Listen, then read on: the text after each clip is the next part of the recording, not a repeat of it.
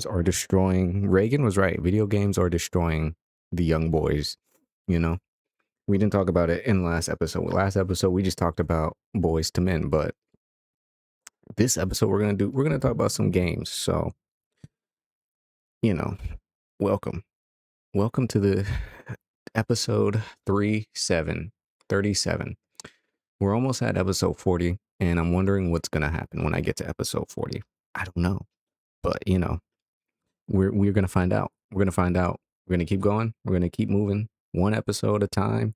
This episode we have so many things that I just planned them all. Which is why we're running a little bit behind schedule. I just planned it all because I lost the paper that had it all written down. It had everything that I wanted to go over, but I lost it. So, what are you gonna do? You come up with a new plan, an even better plan. So today there are some things that I think we could talk about that are going to be pretty interesting. Let's start with the biggest news first. Let's start with the biggest piece of information to just grapple with. GTA 6 has been delayed. Okay. Now, I don't know how to process this information because I remember last night I went to sleep. Okay. I went to sleep. When did this get announced? This got announced a few days ago, right? Like earlier this week, this got announced. What's today? Saturday? Yeah. I don't know what day this got announced because I made a post about it. Let me see. Just give me a second.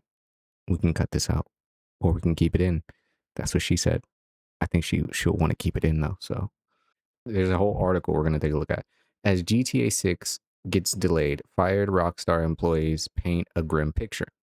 Rockstar management and workers are at odds as staff attempt to unionize, only to be fired without recourse, workers claim. According to Rockstar, the group of workers who recently let go had apparently leaked company secrets. Former workers dispute this narrative. During the protest, a representative of the Independent Workers Union of Great Britain, the IWGB, in case you didn't know, held up a megaphone to read an anonymous statement from an ex-staff member. The sources say that they were fired without a warning, evidence, or a chance to speak for themselves. And then it says, and I quote, all because I talked with colleagues in a private union chat. We weren't leaking anything or trying to harm the company. We were trying to understand our workplace and make it better. So this is some pretty crazy shit because if I'm not mistaken, it's not just Rockstar. It's also the company that behind It Takes Two, if I'm not mistaken. Or am I tripping? We're just going to focus on Rockstar. We're not going to worry about that part because I'm not too smart on that part. Elsewhere, a fan-led GTA forum post by a supposed current employee detailed apparent workplace conditions at the famed studio. Though the account was anonymous, forum moderators say that the poster verified their identity to them privately. The post supported the story put forth by IWGB regarding fast terminations with added details about the people involved. As this post tells it, excuse me, some of the affected staff had been at Rockstar or nearby for nearly 2 decades and had no history of infraction or poor behavior during that time, only to be dismissed without warning or explanation. You know, this sounds a lot. This sounds a lot like a work experience that I had at a little place that rhymes with mini mark. You know what I mean? I have some friends te- who can who can feel the frustration with this moment. They were fired for infractions or poor behavior, but there is no real evidence of that or no warning of that. It sounds like they were being fired because of things they said in a private union chat. It's all unfortunate, right? Because getting all this information, like, okay, so this is why GTA is getting delayed is because of all this craziness that's happening. So now I'm not so mad about the delay because it's like, okay, yeah, it sounds like some crazy shit is going on. These employees someone seems to be trying to fuck up. Either, it sounds like they're trying, like the company of Rockstar is trying to undermine what these employees are saying. You know what I mean? Like they have a union, which, I feel like Rockstar would have a problem with. Furthermore, within this union chat, they were saying things whatever they were saying, to me, it doesn't sound like they were just outright talking shit about Rockstar, but they were probably talking about maybe frustrations or issues that they wanted to probably like work out. Typical work shit, especially within a union. That's literally what it's for. There's a whole little video here.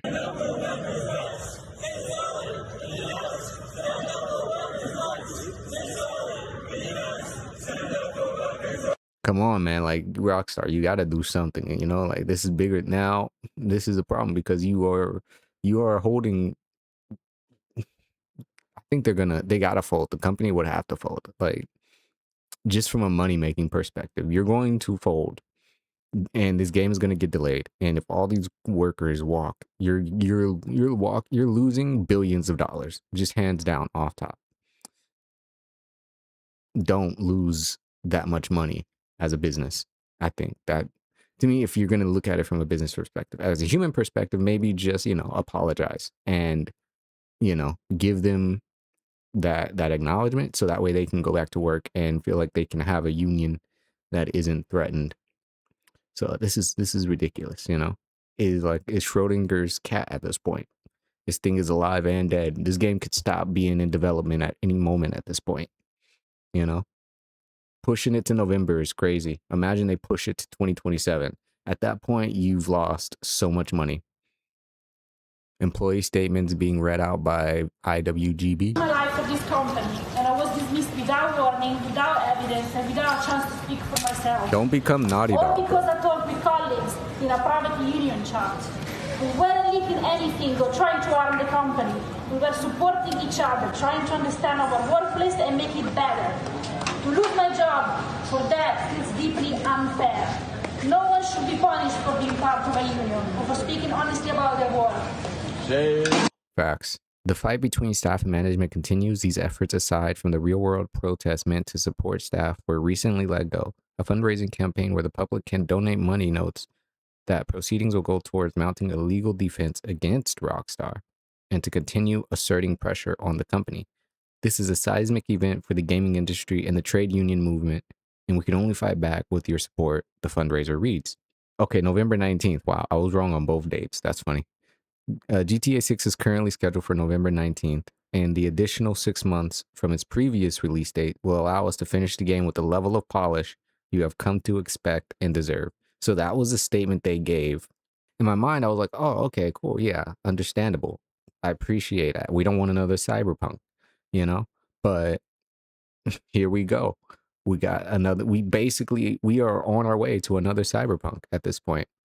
Another a Cyberpunk Naughty Dog combo at this point. I think the danger too, on the more bigger level, is that the problem is GTA 6 is going to bring in so much money into the gaming industry itself that is much needed. So if this game flops, it's going to discourage, like, let's say this delay is already discouraging 500,000 people from buying the game. Let's say the game is $100. That's already a huge chunk of money lost from the company just from a delay. Now they find out workers are being mistreated in a condition where they shouldn't be. It's a union. Like, this is not something that they should be getting fired over. So now let's say that's now a whole nother 500,000. Now you have 1 million people not buying GTA 6 just based on what's happening right now, right? And the game's delayed till November. You guys are losing so much money. This is scary. It makes you wonder, like, okay, because when the pre-order comes out, now people are in a decision, like, who's going to really pay? If the base game is, let's say, $100 and the pre-order is, like, let's say, $120 or whatever, you're making a decision. Like, do I want to support this studio knowing that this is the issues that they're having? And let's say by the time that shit comes out, these issues aren't even settled. These allegations and shit like that only gets worse. Like, a lot of people are speaking with their power these days, right? Like, people are voting, people are deciding where their money is going to.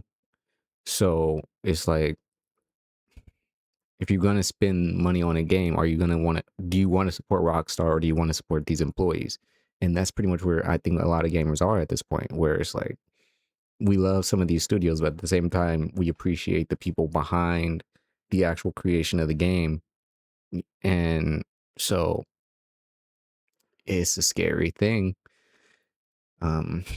if they fumble his bag, it's just gonna make the whole year shitty at that point too. That's the thing. It's just gonna make the whole year shitty for the rest of the industry. Like people aren't gonna want to buy it, or maybe they will. They'll probably funnel way more money into other games at that point because it's like no one's gonna want to play GTA 6 or not as many.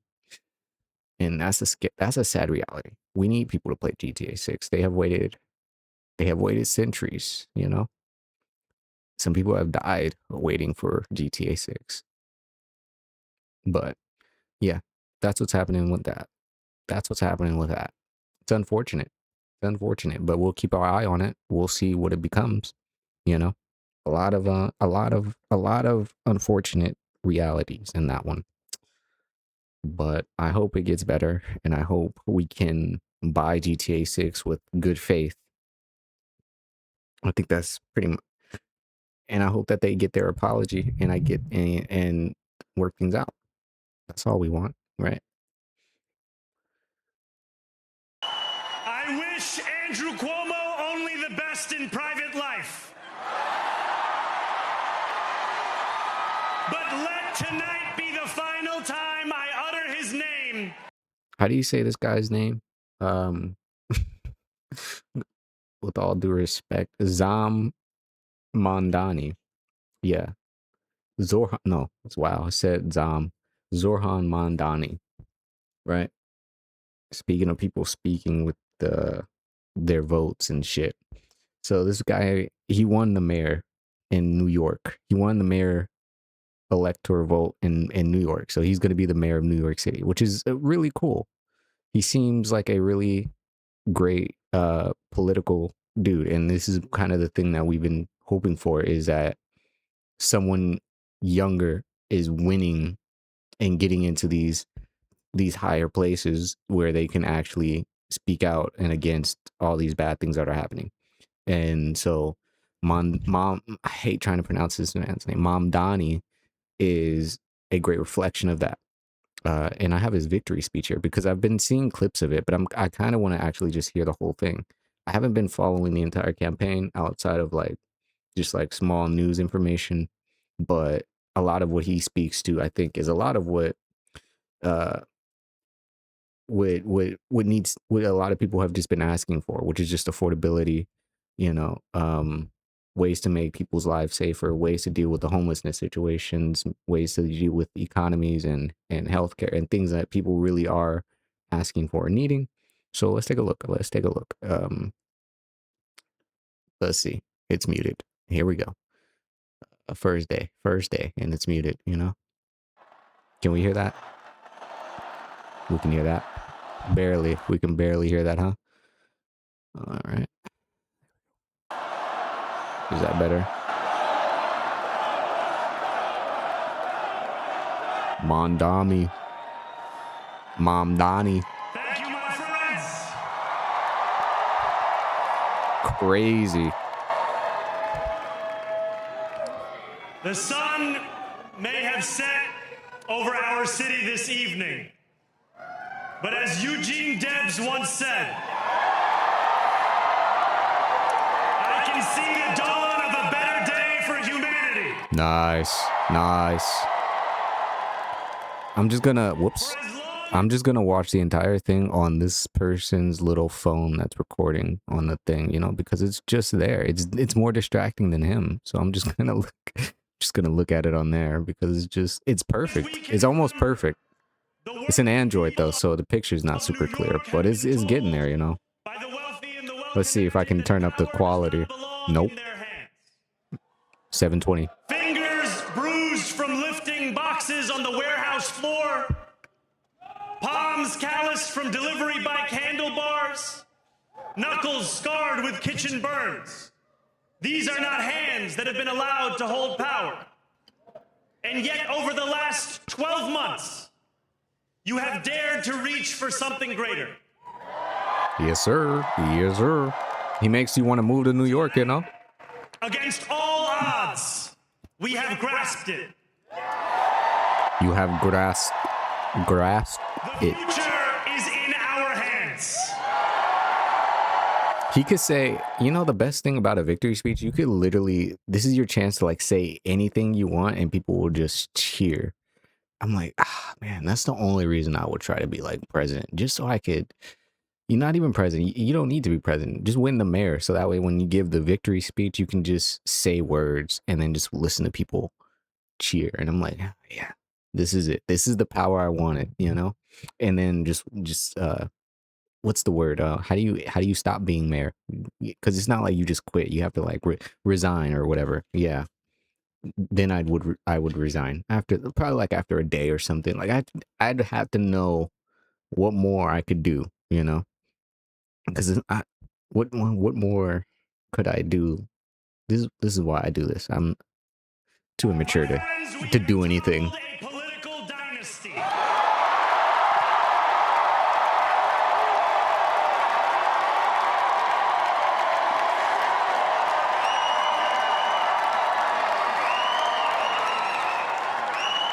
I wish Andrew Cuomo only the best in private life. But let tonight be the final time I utter his name. He's speaking like this is a fucking WWE match. Holy shit. Let this be the last time I speak Cuomo's name, or he dies in that ring. Like, okay, man, relax. This is a victory speech. Yeah. This is, you know, like this shit is crazy. This is crazy work. Is this what politics looks like? Turn the page on a politics that abandons the many and answers only to the few. This is scary. I'm scared. I'm anxious. New York, tonight you have delivered a mandate for change. A mandate for a new kind of politics. A mandate for a city we can afford. And a mandate for a government that delivers exactly that. On January 1st, I will be sworn in as the mayor of New York City. Nice. On New Year's Day? That's crazy, dude. He must have to. You probably. I would do so much drugs on New Year's Eve then. That's crazy. That's such an intense day then. Like, that's probably the most intense day to get sworn in. Are you kidding me? New Year's, bro, what do? You don't sleep at that point. I don't. December is gonna be a crazy year for his family. Like, how do you not like do cocaine or something after this? I'd be so anxious. Holy shit. I'm not even there and I can feel the energy of these New Yorkers, bro. So before I say anything else, I must say this. Thank you.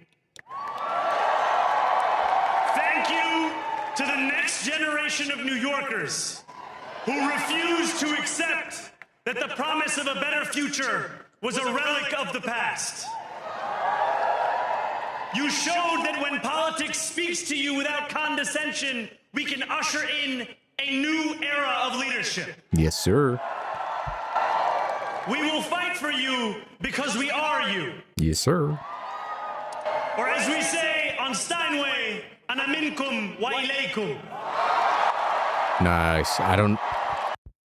All right, that was it. Oh no, there's technically a whole 23-minute. Okay, that was good enough. 3:52. Solid. I liked it. It was very hopeful, and I think New York is gonna be interesting. The East Coast is becoming more interesting than the West Coast. They say Hollywood is dead, you know, and LA, or at least the city, LA itself, is just becoming less of what it used to be, which is unfortunate. And there are a lot of studios being built on the East Coast, and just people going outside of the country to make their films, which is kind of crazy. So the world is kind of shifting in a weird way. Maybe California won't. I mean, California, I feel like, is not the most desirable place at this point. It's become too expensive at the end of the day. Too expensive, and we become goofy. Not as goofy as the Midwest, but goofy almost, you know? And that's all right. Hopefully it'll fix. Hopefully, like, you know, the pendulum swings. Sometimes we're so last episode, one of the things we mentioned pretty briefly, it was mentioned, but it wasn't really touched on, was uh OnlyFans. Women make money on OnlyFans, but can men be successful on OnlyFans? And this is an age-old question, right? And I was doing some research, but the argument just kind of went all over the place. But it had me thinking about male content creators on platforms like OnlyFans. How are they? How much are they making a living off of it? And is it true that you have to cater to a male audience? And I don't know. I'm like, I feel like there's not enough content on the internet about it, but I found something. So like, this is, I haven't looked at it, but it had me thinking, just because I'm like, in terms of economy, Gen Z economy, you know, making money, there's a lot of different ways we can make money. And for men, I'm like, is OnlyFans a viable option in 2025? Like, or even in 2026 or 7, you know, like, are men even considering that, as opposed to just content creation on YouTube or Twitch or Kick or gambling, you know? Because I'm like, yeah, those are some of the things that men do, but can men still be successful on OnlyFans, if ever? And what's that like for the average dude? So let's see what this is a whole video. I haven't looked at this video. I've looked at other ones, but I haven't looked at this one. So let's see what they say. The lips. Audio is already unbalanced. Is this thing on? Yes, it's on. What's up, guys? That's crazy. The audio is unbalanced. This is going to drive me crazy. This is going to drive me fucking crazy. It's only in my left ear. Why?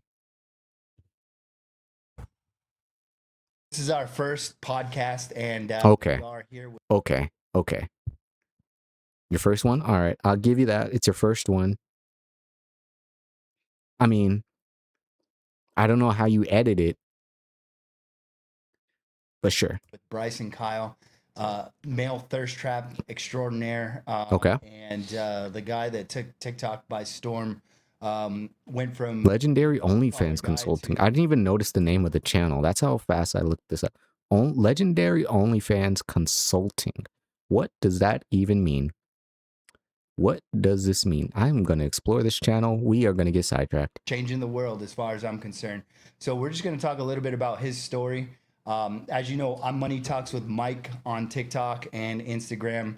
I help people. Well, really, we both help people grow on OnlyFans, make better decisions on OnlyFans. Nice. And ultimately make more. Can you get my podcast on OnlyFans, bro? I want to be...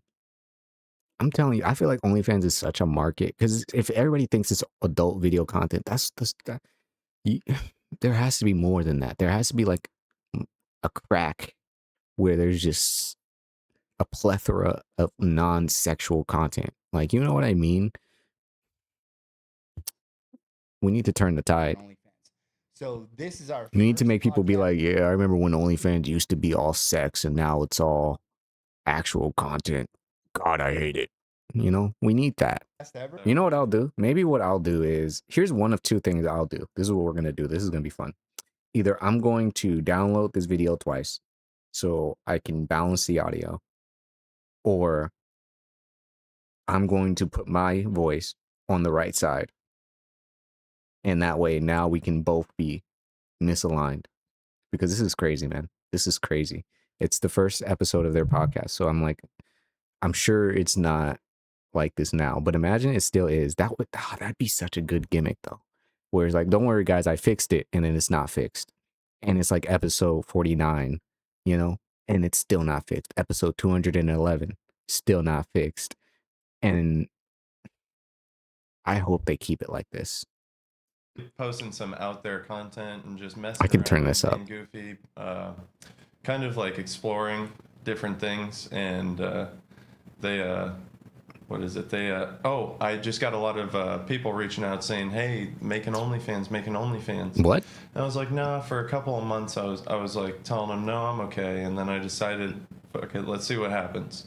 And I made an OnlyFans my first day. I think I pulled in around $7,000 on it. No way. And I was No way. kind of kicking myself for not Even starting dude's surprised. He's like, wait, what the fuck? $7,000?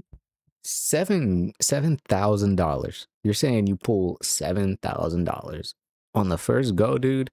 No way. This had to have been this had to have been in early days. Early days. There's no way nowadays.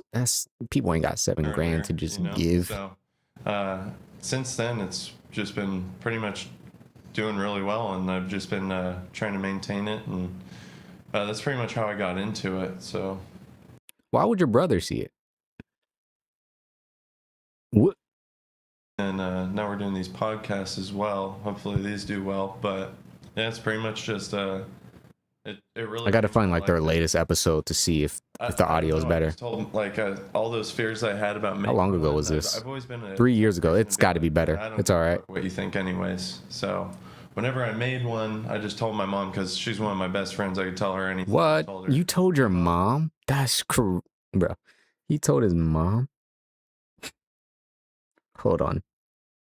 This is crazy, man. He is very open. Google me. I'm making porn now. And sure enough, if you Google Bryson Kyle or the Uncut King, I will come up. The Uncut there are pictures King, out there. dude. Don't do What that. the fuck?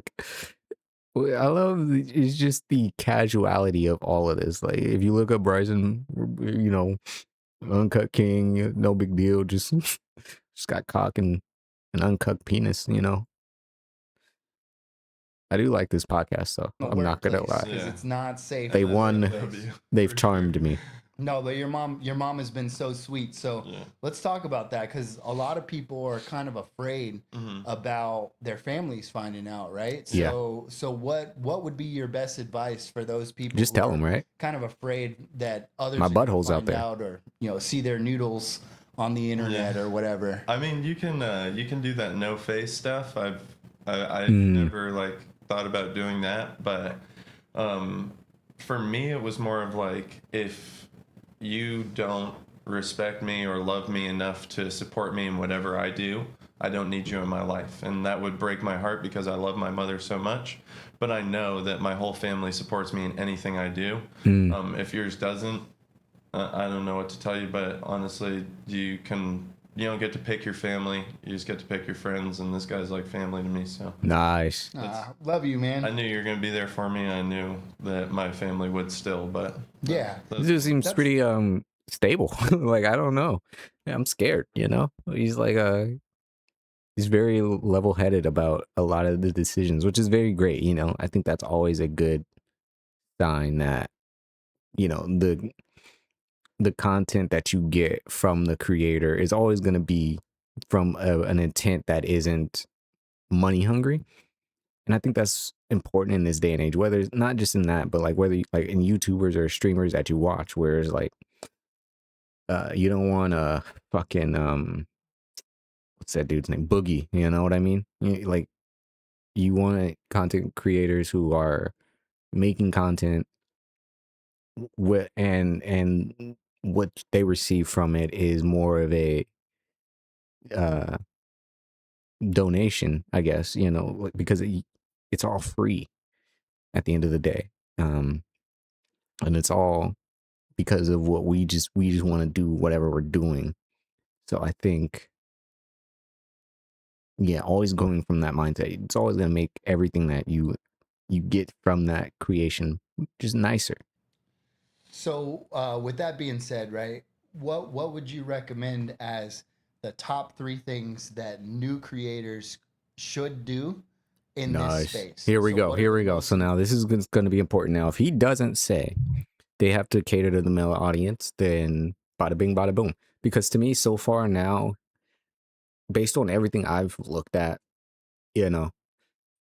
I like his answers and his framework about going about this content, right? So it's getting insight into this world is great from someone like this who's this is how I learned about it. This is how I got into it, and I'm still learning. But one of the biggest things is community and building that fan base, and you know, trusting, blah, blah, blah. You know, like I like hearing these things as opposed to, what's interesting is like he hasn't mentioned the type of content that he makes, you know. It's more so about like the way he's been approaching it.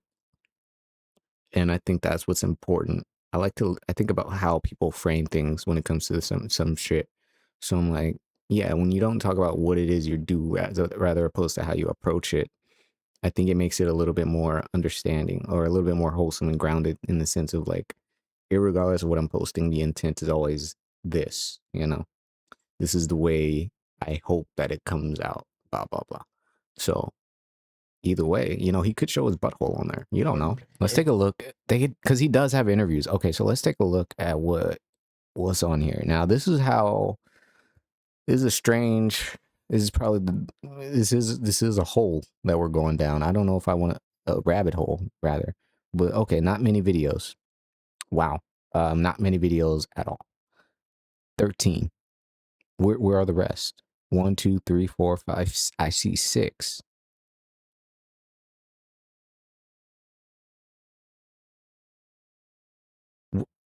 Just shorts. 1, 2, 3, 4, 5, 6, 7. Well, there you go. So 6 videos and 13 and 7 shorts. I mean, I won't click the link because I don't know what's on that. I wonder why they didn't post more. I wonder what the fuck happened. See, now I'm curious because when shit like this happens, I'm like, what happened? Maybe he just got too busy. Because you can't steal the title Legendary OnlyFans Consulting and only have so many videos on your channel. You know what I mean? This is no. I wonder. Let's take a look. One, right? No, it's 2. There's 2 lines right there. Okay. Testing, 1, 2. Testing 1, 2, 3. Testing more times 4. 4, 6, 7, 8, 9, 10. No fucking shot, dude. This is why. This is why is because you can't. How is it you have both mics connected to separate audio channels? I have never experienced this. This is crazy. You got both of them talking in your ear like it's ASMR, bro. This is testing infinity. I can't. There's no way. How do you do this? How did they do this? How do you mess this up? Infinity and beyond. Episode. Today we got okay. Zorro Sounds like they fixed. I think they fixed it. It's okay. Judging from like my audio experience, it sounds like the audio channels are on separate like thingies. I'm gonna say thingies, but they're using. I don't know. I don't think that's a Yeti.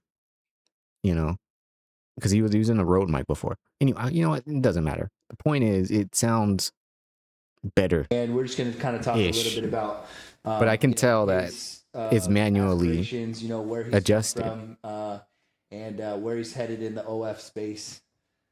So, What's up, guys? I'm Bryson. Yeah, what Mike said. Yeah, 100%. You can't go anywhere from that. So, I'm ready with that being said, right, Zorro, tell us a little bit about your journey through social media. I've always been on the internet as a kid. I honestly started like getting on the internet early stages, like 13, 14. I used to like literally upload Call of Duty montages. Like that was my first like thing. I used to like take my mom's iPhone, record myself because I've always been good at video games, like naturally, and I still am. But I used to record Call of Duty montages like that back in the day. Fast forwarding a little bit, once I got out of high school, I got into esports, like competitive gaming. It's actually an official sport, by the way. But yeah, funny. From one nerd to another. Respect that. You respect it, bro. I feel you. No, it is. I respect it. Bryson, do you have video game streams on your channel, on your OnlyFans, bro? This is what boys need. This is the problem why this is the reality, right? If most men got on OnlyFans like most women, it would just eventually turn into Twitch. Like at the end of the day, dudes are just gonna game when it comes down to it. That's how it's always gonna go, you know? Bro, they bring a lot of Like, a lot of these like You start off thinking you're gonna show your cock. Next thing you know, you're showing off your fucking kill streaks. That's it. I ran That's my all there own is. esports, and it went well. Eventually, it became my full-time career for about 2 years, and going to like 23ish, 24, because I'm 25 now.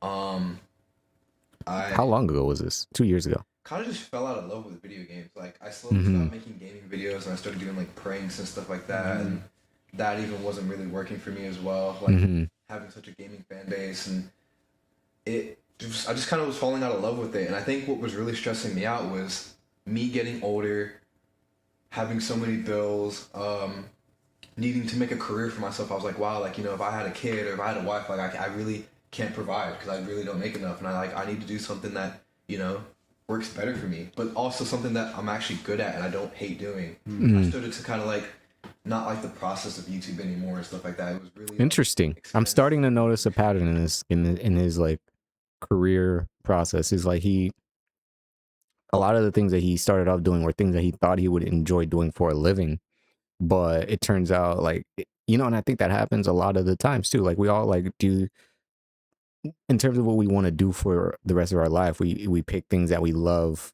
to just do in general, and that's something that I noticed early on when I was like in college, where deciding on what I wanted to do and like looking into like, you know, film and writing and things like that. Because one of the things that came up was like, you have to kind of consider that, like, is this something that you want to do for a living, or is this something that you have fun doing? And, you know, to me, it's like, yeah, there has to be there's a different feeling. Because to me, I do want the hard parts of filmmaking, right? Like that's part of like I want to wake up. I want to be up till 3 a.m. trying to get a shot done. To me, that's kind of insane. That's an insane life to live, you know? I want those to be the difficulties of the job I do.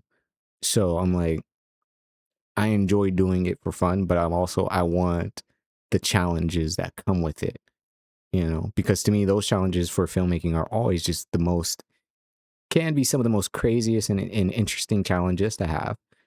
Um, and those are always the ones that I'm like, I'm okay with having those. I don't want to worry about certain things that come with office level jobs. That some of that shit will just kill me inside.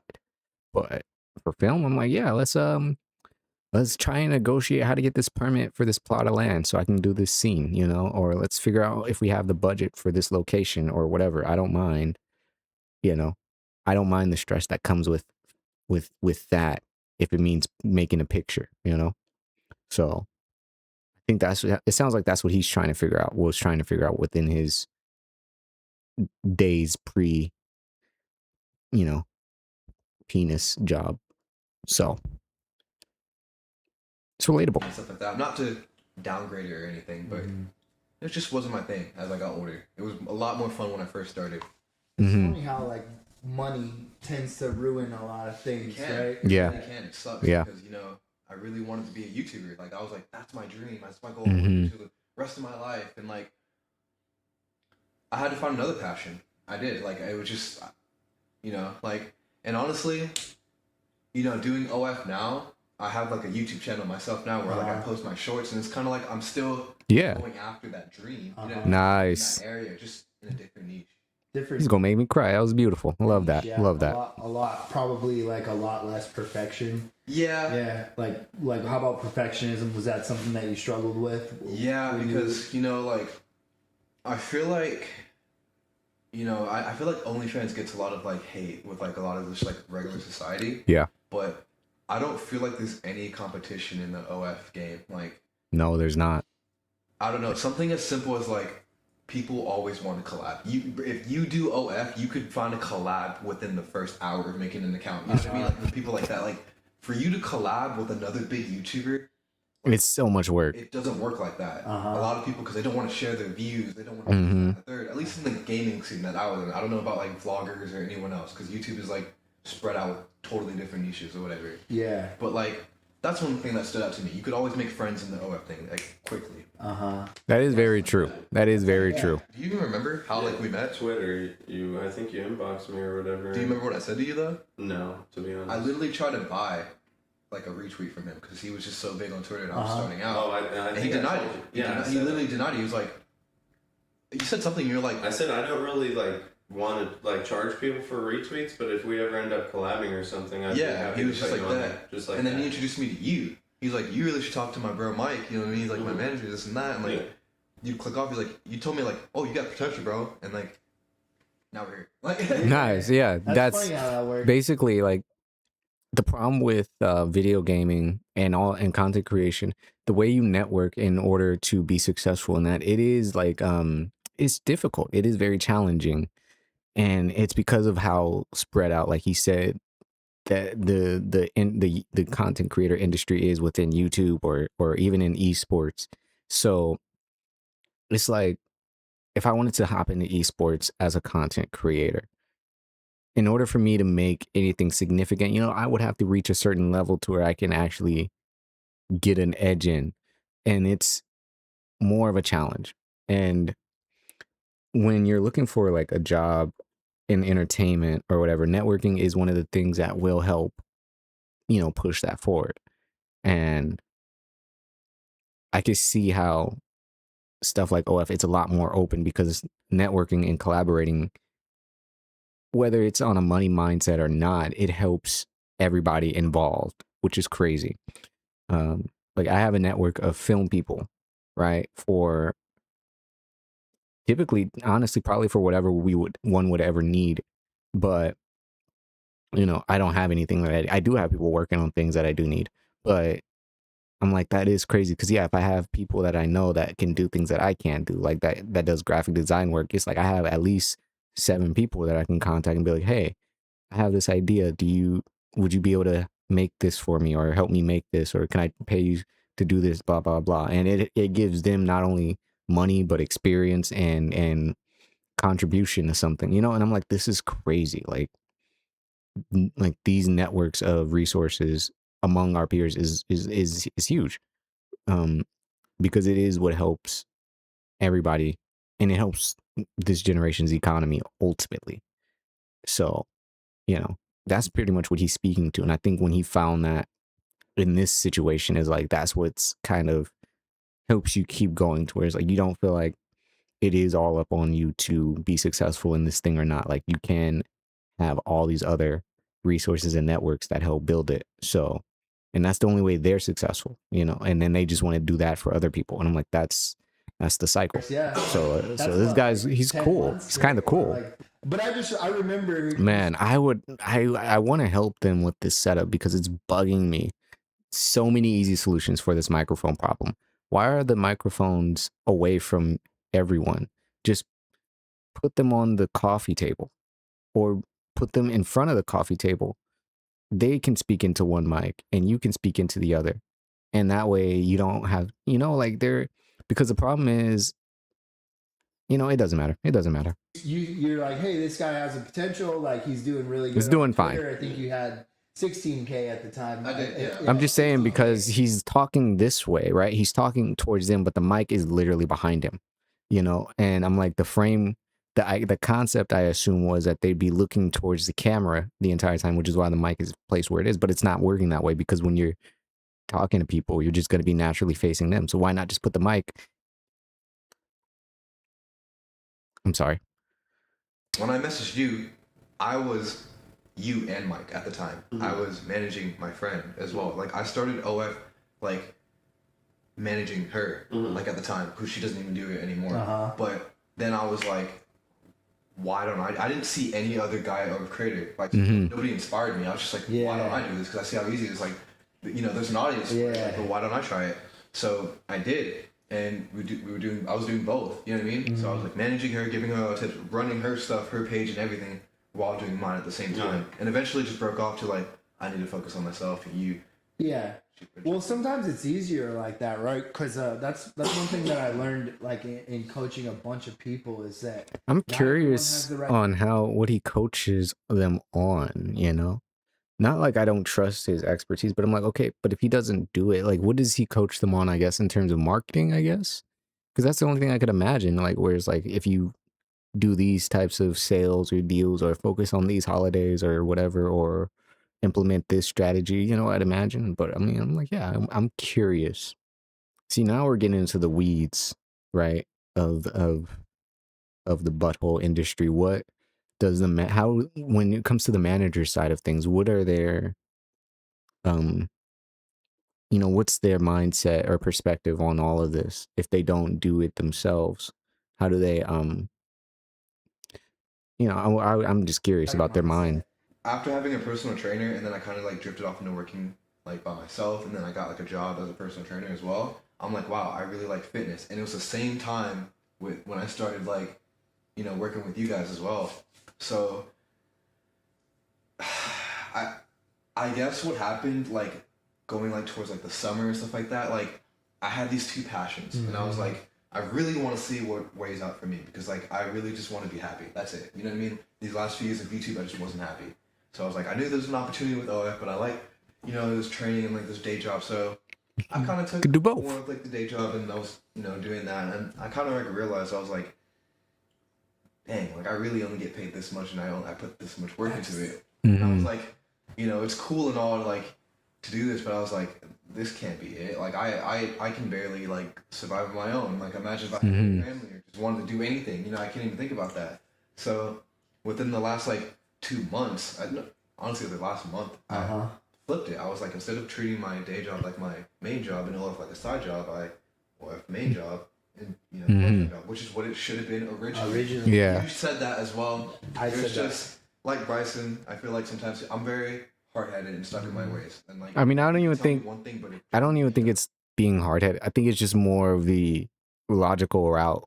You wouldn't you wouldn't no one I don't think would shift in that way where it was like if they're going to do OF, they're going to be like, okay, I'm going to make OF the main thing and then my day job the side thing. I think it's going to be the other way first, just because you don't know what you're doing. Like that's just with anything. You're going to stick with the thing that's a guaranteed paycheck, and then whatever it is you're trying to get into, once that can level out, then you switch.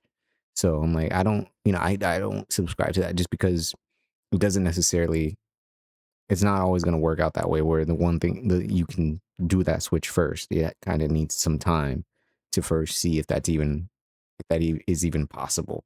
So I'm glad it worked out for him though, because it seems like he's found a better balance for that, right? Which is always the goal, is a balance between what you're doing and what you're passionate about and having a level of both. So good. This is great. want to do it, I'm not gonna do it. Yeah. Well, it's hard to take that leap of faith, especially because like I worked a day job for a year and a half while I was making 30 or 40 grand, sometimes even more a month, just because I was like, well, what if it ends tomorrow or what if it ends next month? And I said that for a year and a half, and I was like, doesn't look like it's ending. So Yeah. I'm gonna take that leap now, but it was hard for me too because it's like, there's like, especially when you're an adult and you're living on your own and stuff too. As my position, whenever I was working my job and I just bought my first house, I was like, damn, if I take this leap of faith and quit my job, what if it does end tomorrow? And I can't pay my bills, and the classic case of overthinking and scarcity mindset. 100%. I like that. I like that. Is that Because something like Mike said or something? Yes. I always say that, man. I say that like when you start worrying about the lack, right? The lack of anything, or the lack of money, the lack of time, the lack of opportunity. When you start worrying about that, you're living in a scarcity mindset, right? Like you're literally living in a mindset where you're worried that you're not going to have the things that you need. And I think, I don't know for sure, but I think it's a scientific fact at this point that an abundance mindset of like, there's tons of opportunity out there for me. There's lots of things I can do will get you further in life than saying, oh, that'll never work for me, or, that doesn't work for me, or I won't have a shot at that, or things are going to stop working for me, or whatever. So that I always tell Bryson that abundance mindset, right? And then, just kind of like weighing the opportunities, because we had this conversation like 6 times before he decided to finally quit his job. I was like, bro, like, you've already said like you don't like being out in the sun, like twisting wrenches and trying to figure out like complex like construction problems, like, and how can you do that when you're making 30-40 grand a month? Like if you just took that time and energy that you're spending on your day job and you put it towards this other job, right? There's no limit to what you could do. And that was the same thing that I told you too. Yeah. And for me, like, dude, don't get me wrong, if it's the right job that you like and that you enjoy and it gives you life, then you should do it, right? No, Like 100%. Because like I looked at it like, you know, if I truly loved it and like, which I do like it, you know, I don't love it as much as like I would want to do this. Like I loved it. I realized that my roots was being an entrepreneur, being my own boss, and like, you know, if it was the other way around, I feel like you were also the type of person where like, if that's what you love to do and it makes you happy, please go do it. You know what I mean? Like, because at the end of the day, you know, happiness is wealth at the same time. happiness is wealth. And I will say, like, not sure if you guys agree or disagree, but like, you know, I used to be like, wow, why doesn't everyone do this? Or, you know, why don't you just not? You know, like, big opportunity. Because, like, with the day and age we live in now, there's so much opportunity to make money on the internet, right? And so sometimes it feels like, dang, like, you guys are missing out if you're not doing this and yada, yada, yada. But, like, this also isn't for everyone. It's not for the birds. You can't be weak-minded and want to do this, bro. Like, you gotta... It's really not easy, honestly. Yeah, People say it's easy, They but think it's easy because we make it look easy. That's the point. Well, time-consuming. everything on social media is made to look easy. Yeah, it's mentally strenuous sometimes. of course. No, it is. Yeah, no, this is what I could say is that this is an extremely difficult thing to do. 100%. Right? People don't get it. And even I didn't get it at first or whatever, but as time goes by, right, you start to think about all the implications of it all, right? Like, you know, the constant people like sexualizing you and you know treating you in one way or the other and that kind of stuff. And it is a lot, right? But what I can say to that is that a lot of jobs are a lot, right? Like, you know, if you do customer service for a bank or whatever, right, you're gonna get screamed at 3 times a day about overdraft fees and like, you know, this, that, or the other, and that's very stressful, right? Like, you know, with less opportunities as well. with less opportunity, You're limiting yourself as a human. for sure. With They say our brains are like the most powerful organ in our body, and like we're able to expand our knowledge at all times. The same with like, working out, you're able to expand your body, and it's like when you just succumb to this day job that you do the same thing every day, it's kind of like you're suppressing yourself. You're not letting yourself reach full potential. right. And some people like that, right? Like, some people are, you know, they like just They seem to keep jumping back and forth on the fence of this, and I feel like they're just trying not to step on toes here. But you know, to be real, here's the reality, bro. You know, what they're trying to say is that everybody should be chasing and doing the things that they want to do for a living. But the reality is that's not the case for a lot of people. A lot of people can't do that. A lot of people can't just stop doing their day job and go do the thing that they always wanted to do or whatever. A lot of people do that and it doesn't pan out the way that they want it to. A lot of people do that and they realize it's not the thing that they wanted to do. A lot of people do that and aren't able to come back if they change from that. You know, like there are a lot of factors in different lives as to why people don't do these things. And there are people that do these things and they do find success, they do find happiness, they do find peace, you know, but it's not easy enough to say what is right or wrong. I think everybody tries in whatever they're doing to do the things that are important to them. And, you know, and there is a lot of reality in that, right? Like if you're doing the same things every day at a job that you don't feel like you're at your full potential at, then yeah, it's a way of feeling like you are suppressing who you actually are. I totally get that, you know, but at the same time, most people aren't doing those things just because they choose to torture themselves.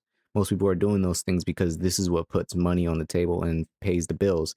They can't risk going a month, 2 months, 3 months, whatever, doing the thing that they really want to do because some of the, you know, like it just doesn't work that way for everybody.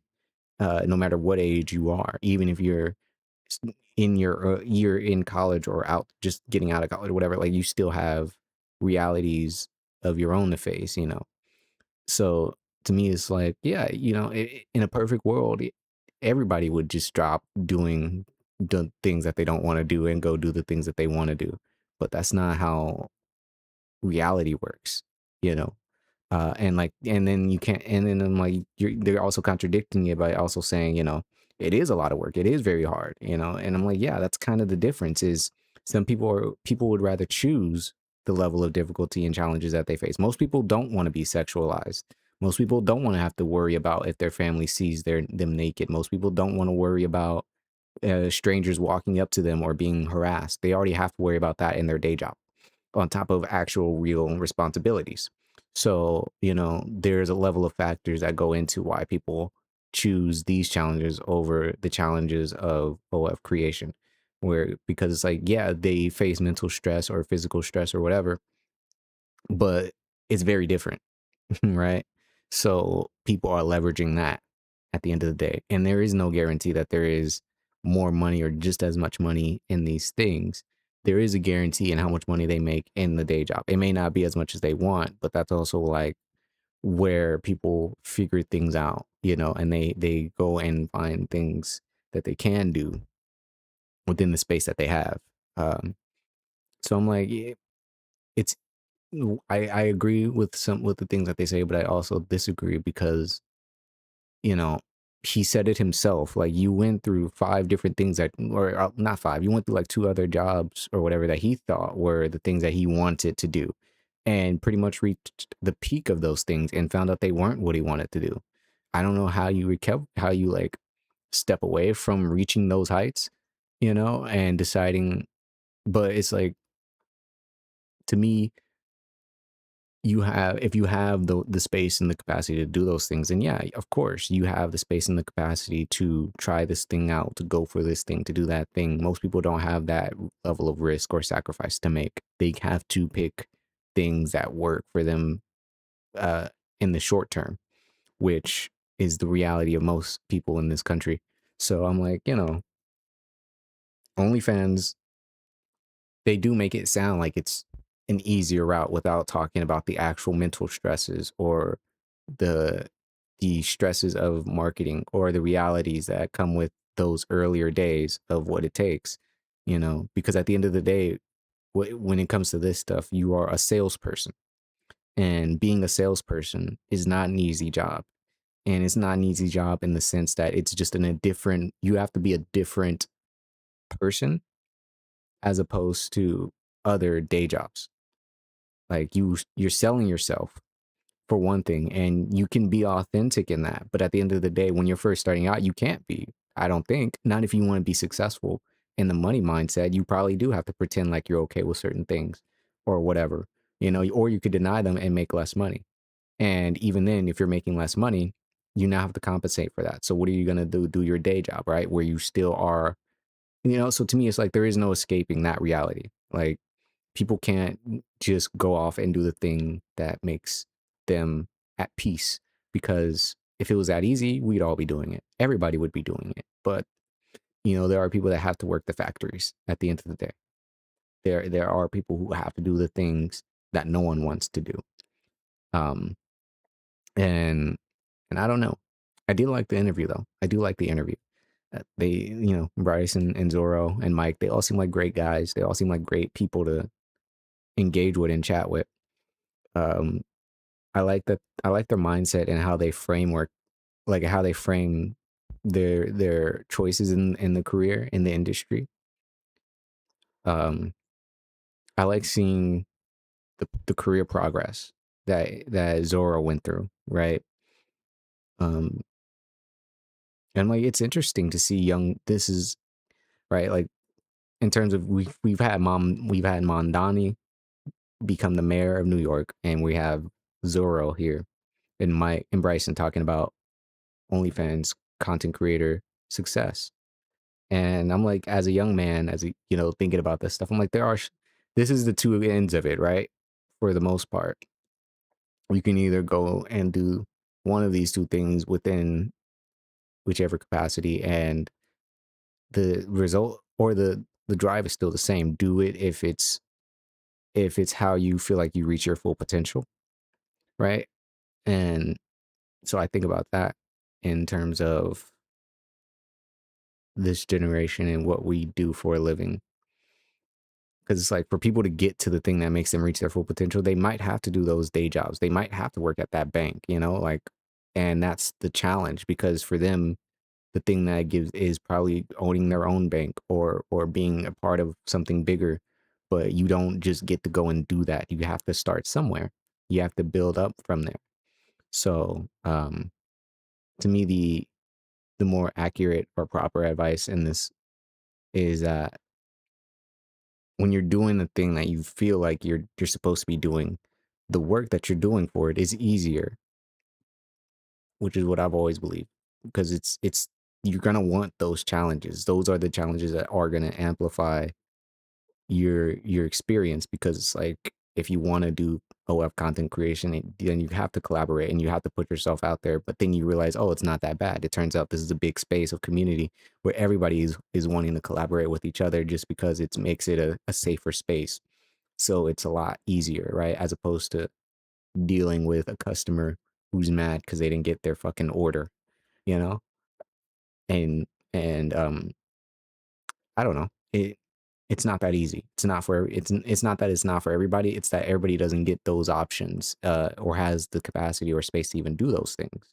So I think it's recognizing that, and just being um true, and what and recognizing that if you're in a position to where you aren't doing day jobs or having to do that or whatever, then it's like the things that you do, as long as they are in good intent, then I think that's what's great, because it's like you recognize that you're not the one that's suffering in these jobs where you may not be looked at with such praise or prestige, or it may not be getting paid what is worth your value, whatever, you know. So I'm like, that's when it's important in terms of where your money goes when it comes to content creation as a consumer. Because I'm like, this is how you're going to spend your free time before you go back into the hell that is your day job. So hopefully the creator that you're watching, whether it's OF, YouTube, Twitch, whatever, is providing you something that is beneficial, you know, and not just wasting your time or wasting your money. Because otherwise it's just a waste, right? But anyway, I'm so confused why this is the only interview that they have. I wish there was more. Maybe That consistency and that We you need know those people. you do. You can't have these people, everyone doing everything to be at the top, because there would be no top if everyone did the same thing. Yeah, So exactly. there's just, I don't know how to explain It takes a special kind of you're just person, a I special think. person if you can do it. And you know, like a lot of different vocations, right? Jobs, right? They go through different things, right? Doctors got to be on call, right? They got to deal with very stressful situations, right? And it's not the same, right? Like, let's be honest. It's funny that we're comparing like OnlyFans to like being. Well, I mean, hey, it's all right. I compared OnlyFans to literally Zorhan Mamdani. So I think I think they're okay. I think I've done beyond what they just compared. Doctors and OnlyFans is nothing compared to what I just did. It's because we have We're fine. higher aspirations that we're investing this money and things like that into. We plan on growing this. We're not going to be OnlyFans creators for the rest of our life. When we say we're on top, it's because that's our goals. We plan on getting filthy. We plan to be rich. on top. Part of it is part of it. I plan on getting filthy fucking rich eventually. We've bought 4 houses. We're investing our money. We're trying to get there. We want to invest in other businesses, possibly a gym in the future, possibly commercial real estate, possibly apartment complexes, multiple things, coffee shops, plant shops. We don't know. We're thinking. match them together, coffee and. They're starting a little mob here. They're trying to start a little mafia. You know, got all these little businesses that they're dipping their fucking fingers into and shit, dude. These people are going to start collecting shit. You know what I mean? Like, these guys are. That'd be great. That's a crazy movie idea. You start a mafia where you start off on OnlyFans and it slowly grows into owning the entire fucking city, dude. Oh my. Meanwhile, you're charging people $50 to look at a picture of your cock and your butthole. Oh my God, dude. I mean, yeah. This is how I get to where. This is how I find my creative, you know, line here. Because I'm like, there's a movie here. There is a movie here. There is a Gen Z mafia movie here. You just got to let it cook. It's not there yet. But I'm like, okay, if they start off in OnlyFans, how does it end with them running the entire city? Right? Oh, we're going to get there. We're going to get there. Good ideas on the board. But yeah, so I'm glad you finally took that leap of faith, because if anybody could do well in this business, I would have to say it was you. And you've proven that to me, that your past in social media like really is setting the way and the example for your future, right? Like you crushed it before, you're crushing it again. Like I'm excited to see you keep growing, right? I'm excited to see you keep growing. You know what I mean? You see what I'm? This is the problem. This is why this is the only episode they have on the pod, because he needs to console. He needs to let me do some interview and host in here, because I would change around the mics for one. That's the first thing. I would change around the mics, change the setup entirely. You know, because this is not intimate enough for us. You know, this is an OnlyFans interview. We should be closer, intimate. Change the lighting a little bit so that way the sign can be read. You know, and I'd make these jokes. I want to see you grow for free. You know, like these are missed opportunities. Keep growing with you, honestly. I want to grow with you, bro. See what I'm saying? I want to grow with you, and he's missing it. Well, what I have to say is, what would be your recommendations for people who think that they are cut out for this, right? Like they think that see if you can stand a good opportunity, that see if your dick can stand in the rain. My best advice would be just do it. Yeah. Take the and then you guys link in the bio. No. Shameless plug. Link in the bio. Who said that? No. All jokes aside. Don't worry about the course. I mean, like honestly, like take it if you're serious, but like this is more so about one man's. What do you think? My genuine advice would be, give it your all. Like whatever you're thinking about doing that, like would be suppressing yourself, or like, you know, some people have the whole like, I don't want to show my face, or I don't want to do this, or I don't want no one to find out. Other than that, like, just do it. You have the raw talent, like you could be good. You need to give it everything you got, and don't be afraid to put yourself out there on social media. You know what I mean? To get any type of attention or eyes. I just want to make something clear the reason why this podcast doesn't show my camera is because this camera is shit. All right. Okay. That's pretty much it. And I want to get a better camera one day. And I want to get a green screen. And I just want to decorate better. So when that happens, we will. But that's why we have this cute little figure here. All right. One day, it'll be something more. But this is enough. This isn't about seeing me. This is about seeing behind the curtain of reality. Right?